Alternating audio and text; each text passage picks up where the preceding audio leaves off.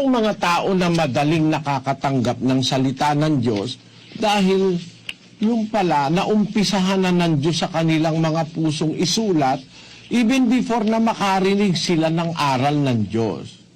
Ngayon, anong katunayang may mga taong bago pa makarinig ng aral ay maituturing ng sa Diyos? Bakit sa Diyos? Tao na ng Diyos dahil sinulatan niya ng puso. Kasi yun ang intensyon ng pagsusulat Susulat ko sa kanilang puso, magiging bayan ko sila, ako'y kanilang magiging Diyos. Tao ng Diyos pala yung mga yon. Ako'y kanilang magiging Diyos, sila'y magiging aking bayan. Anong katunayan merong ganong mga tao? Hindi pa man nakakaanib sa iglesia, hindi pa nakakapakinig, maituturing ng sa Diyos sa 5:9 ng unang Pedro. Na siya'y labanan ninyong matatag sa inyong pananampalataya. Yamang inyong nalalaman na ang mga gayong hirap ay nagaganap sa inyong mga kapatid na nangasa sanglibutan. Kaya pinapalabanan ng Diyos sa atin ang dyablo. Labanan niyo siyang matatag ng inyong pananampalataya. Yamang inyong nalalaman na ang gayong hirap na makipaglaban. Sino? Yung ating mga kapatid na nasa sanlibutan pa. Ibig sabihin, hindi pa natitipon sa iglesia. Nasa sanlibutan pa, nakikipaglaban sila rin. At mahirap ang kanilang pakikipaglaban dahil nasa sanlibutan sila. Ibig sabihin, wala man lang silang katulong, wala man silang taga-alalay, nasa sanlibutan pa sila. Pero sila, kapatid na natin. Ulitin mo ang 5:9. Na siya'y labanan ninyong matatag sa inyong pananampalataya. Yamang inyong nalalaman na ang mga gayong hirap ay nagaganap sa inyong mga kapatid na nangasa sanglibutan. Meron ba tayong kapatid na nasa sanlibutan, Sis Luz? Meron po. Na sila'y nahihirapan sa pakikipaglaban sa dyablo. Kaya tayo sa loob ng iglesia, sinabi ni Pedro, magpuyat kayo, magpigil kayo. Ang inyong kalaban na dyablo, gaya ng leong umuungal, gumagala o humahanap ng masisila niya, na siya'y labanan ninyong matatag sa inyong pananampalataya. Yamang inyong nalalaman na ang gayong mga hirap ay nagaganap sa inyong mga kapatid na nangasa sanlibutan. Kaya tayo, ang paniwala natin, meron tayong mga kapatid nasa sanlibutan pa, hindi pa nakakarinig ng aral. Pero kapatid na yun sa Diyos. Ayun ang dapat nating makita, mga kapatid. Kaya yung termino ni Sis Luz, awitan natin ang ating mga bagong kapatid. Hindi, dati ng kapatid yan Ngayon lang nabautismuhan. Ayan. Opo. Ano po sasabihin natin? Magandang sabihin, ating batiin ang ating mga kapatid na ngayon lang natin nakilala. Pero dati ng kapatid yan, sinulatan na ng Diyos yan Di ba gano'n, Sis Luz? Opo, ngayon lang natin sila nakilala, nakapatid pala natin sila. Pero nasa sanlibutan sila, kapatid na sila, at nahihirapan nga sila sa pakikipaglaban sa dyablo Kaya tayo inaaralang maging mapagpigil at mapagpuyat, kasi kung yung mga kapatid natin sa sanlibutan nahihirapan, tayo naman dapat maging mapagpigil tayo at mapagpuyat para malabanan natin ang dyablo. Kaya dyan, palpak yung sinasabi ni Manalo na pag nasa labas kay ikaw kondinado na, sentensyado ka na sa apoy. Pakinggan nga natin yon. Alam ko na marami pong hindi sangayon sa mga kaibayo natin sa pananampalataya. Hindi sila papayag, Iglesia ni Cristo lang ang tagapagmana. Hindi sila papayag, tayo lang ang tinubos. Pero mga kapatid, may katubusan ho ba sa labas? Kaya hindi pwede magmana nasa labas ng iglesia. Paano ka pa mamanahin sentensyado ka sa apoy? Pagka nasa labas ka raw sintensyado ka na sa apoy. Hindi po totoo yun. Merong mga kapatid, wala pa sa iglesia dahil hindi pa nakakarinig, pero kinikilalang kapatid ni Kristo. Basahin natin ang 10:16 ng Juan. At mayroon akong ibang mga tupa na hindi sa kulungang ito. Sila'y kailangan din namang dalhin ko at kanilang diringgin ang aking tinig at sila'y magiging isang kawan at magkakaroon ng isang pastor. Tamo, mga tupa yan, nasa labas pa yan. Pero alam mo, Sis Luz, Opo. minsan maswerte pa yung mga yan eh. Bakit po mas maswerte kung minsan? Halimbawa, dumating ang paghukom, di sila nakarinig. Dumating na ang paghukom, tapos na ang mundo. Hindi sila nakarinig. Sa isang banda, mas maswerte pa sila kaysa dun sa nakarinig na hindi sumusunod eh. Bakit po? Basahin mo yung 2 Pedro 2:20. Sapagkat kung pagkatapos na sila'y makatakas sa mga pagkahawa sa sanglibutan, sa pamamagitan ng pagkakilala sa Panginoon at tagapagligtas na si Jesucristo, ay muling mahalubiluhan at madaig niyaon, ay lalong sumasama ang huling kalagayan nila kaysa ng una, sapagkat magaling pa sa kanila ang hindi nakakilala ng daan ng katwiran, kaysa pagkatapos na makilala ito, ay tumalikod sa banal na utos na ibinigay sa kanila. Ayun, magaling pa, sabi ni Pedro. Magaling pa sa kanila ang hindi nakakilala sa daan ng katwiran. Tingnan mo, tama-tama yung sinasabi ni Pedro eh. May consistency yung aral na tinuturo niya eh. Alam mo kung bakit, Sis Luz? Siya rin ang may sabi na siya rin ang may sabi na meron tayong mga kapatid nasa sanlibutan eh, di ba? Opo. Kaya kung yung mga kapatid na yun nasa sanlibutan, hindi nakarinig, namatay o kaya hindi nakarinig, naghukom, may pag-asa yun eh. Bakit? Kasi mas mabuti pa nga sila kaysa dun sa nakarinig naman, tumatalikod naman sa aral, di ba? Opo, siya rin po nagsabi nun. Hindi ba kasama sa sinasabi ni Pedro yung magaling pa sa kanila, hindi nakakilala ng daan ng katwiran?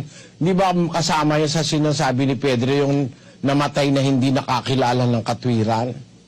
Opo, kasama po. Ano masasabi mo? Opo, papatak po, mas magaling pa nga po sila, namatay sila, hindi sila nakarinig, hindi sila nakakilala. Baka may nakasulat naman sa puso nila na mabuti, tapos sinunod nila nung nabubuhay sila, mas mabuti pa nga po sila kaysa doon sa naanib, nakakilala, tapos tumalikod doon sa kanilang nakilala. Yun po ang masama, yun ang hindi maliligtas. Pero yung mga namatay na walang narinig na aral, pero gumagawa naman ng kautosang nakasulat sa puso nila, maibibilang silang mga kapatid po natin na nasa sanlibutan, namatay sila na ganon, mas may pag-asa pa po yung maligtas kaysa doon sa naanib, tapos humiwalay. Kaya naman may pag-asa pa sila kahit namatay na sila. Pwede naman silang pangaralan ni Kristo kahit patay sila eh. Opo, pwede rin po. Tatanungin nga kita, ang Diyos ba kung tumingin sa tao, fair ba o hindi? Fair po. Yun ang sagot. Ayun. Ang ibig ko lang pakita rito, mga kapatid, yung salita ni San Pedro na magaling pa sa kanila ang hindi nakakilala ng daan ng katwiran. Magaling pa dun sa hindi nakakilala kaysa sa nakakilalang tumalikod. Sino yung magaling pa yung hindi nakakilala? Yung nabubuhay, kasama na yung namatay na hindi nakakilala. Kaya nabubuhay na hindi pa nakakakilala.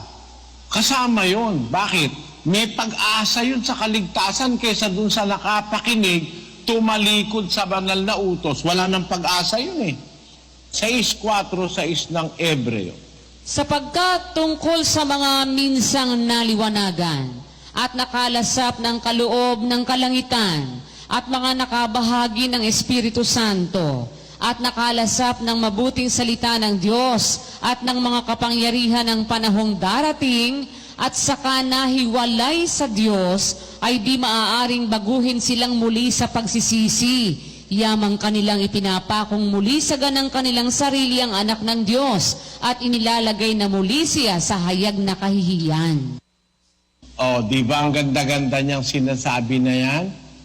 Yung tungkol sa minsang naliwanagan, nakalasap ng kaloob ng kalangitan, nakabahagi ng Espiritu Santo, at nakalasap ng mabuting salita ng Diyos at ng mga kapangyarihan ng panahong darating, at saka nahiwalay sa Diyos, di na maaaring baguhin silang muli sa pagsisisi.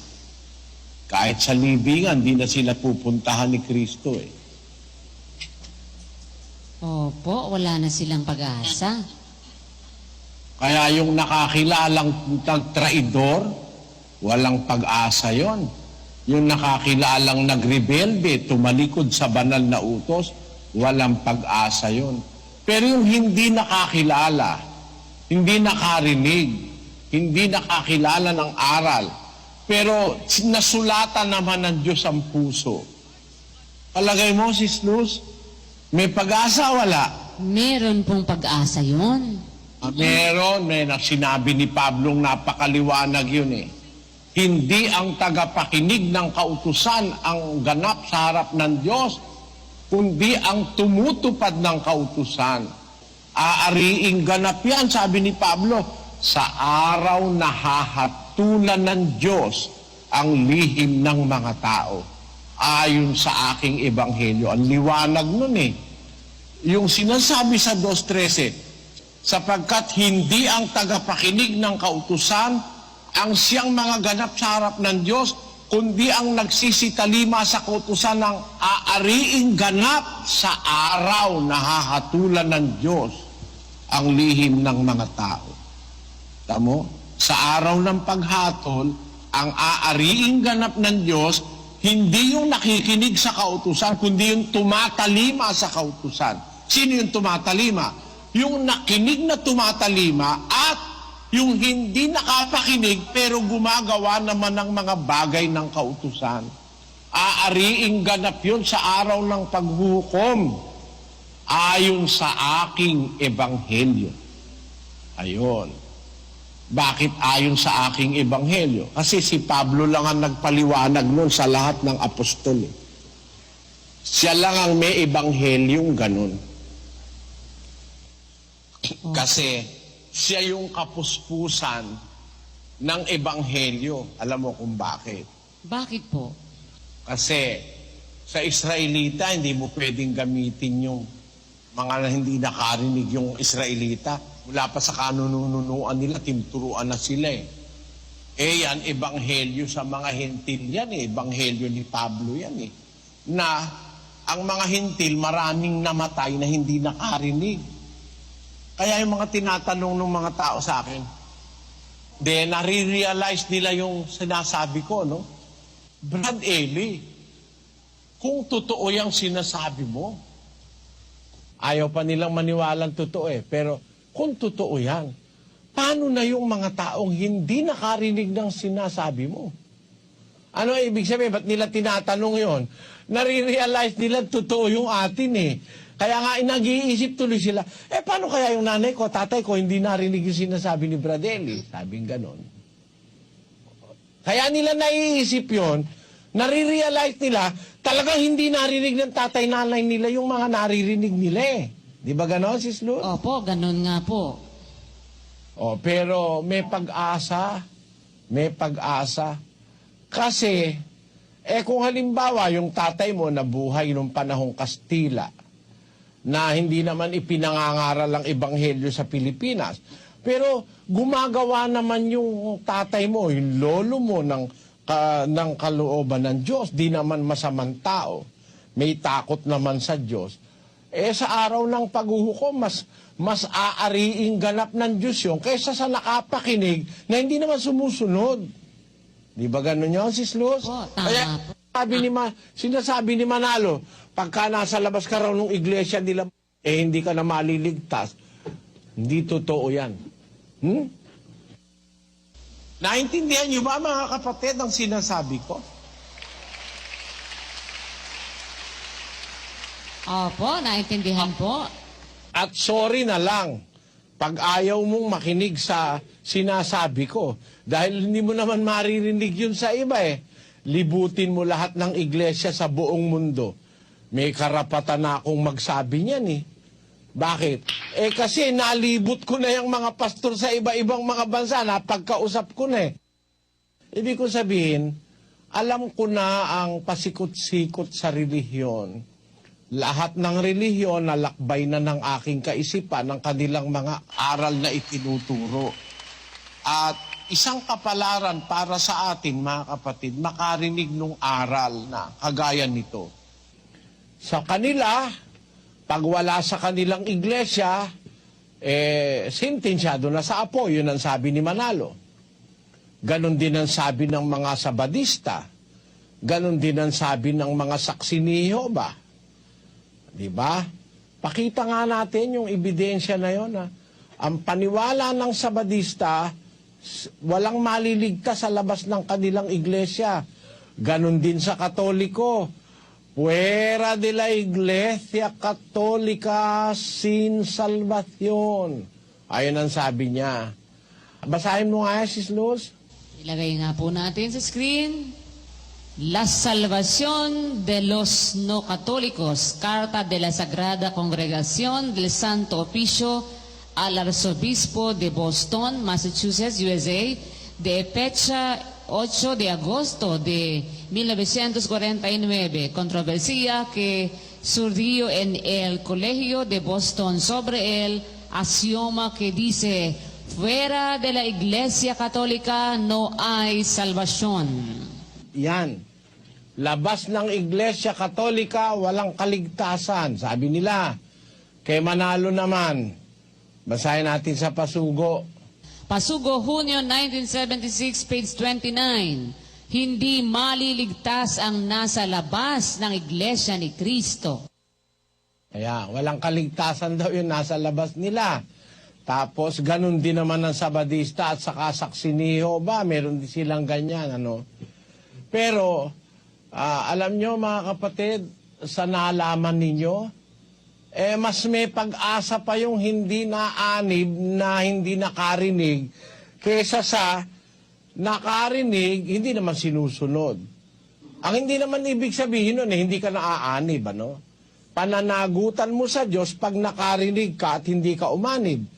Pero, nakarinig ka, umanib ka, pero hindi mo sinunod yung narinig mo, mas mabuti pa nga sa'yo yung hindi nakarinig. Sabi ni Pedro, magaling pa sa kanila ang hindi nakakilala ng daan ng katwiran kaysa pagkatapos na makilala ito ay tumalikod sa banal na utos na ibinigay sa kanila. Kaya yung aral na sinasabi ni Pablo, hindi naintindihan nyo na Sabadista, ng Katoliko, ng Iglesia ni Manalo, ng mga saksi ni Jehovah. Bakit? Sabi nila, wala raw kaligtasan sa labas Pero sabi ni Pablo, yung mga hintil na walang kautusan sa katutubo, kung gumagawa ng mga bagay ng kautusan, ay aariing ganap ng Diyos yun sa araw ng paghuhukom. Sa araw na hahatulan ng Diyos ang lihim ng mga tao ayon sa aking ebanghelyo. Yung mga tao na yon na aariing ganap, na hindi nakapakinig pero gumagawa ng bagay ng kautusan.